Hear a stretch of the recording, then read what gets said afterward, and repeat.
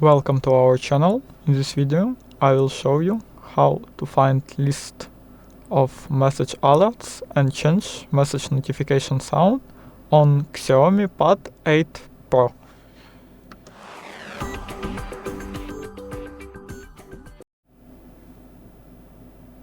First of all, go to the settings. Here, sound, notifications, more. Scroll a bit below. Here we have notifications. Now let's come with all possible options.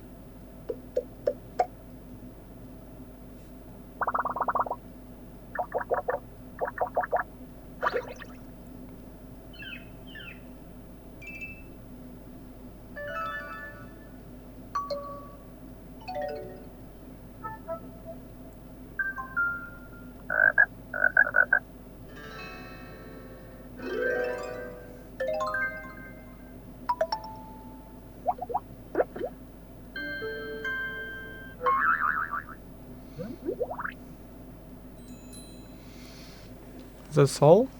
Thanks for watching. Please subscribe and press like button below the video. Goodbye.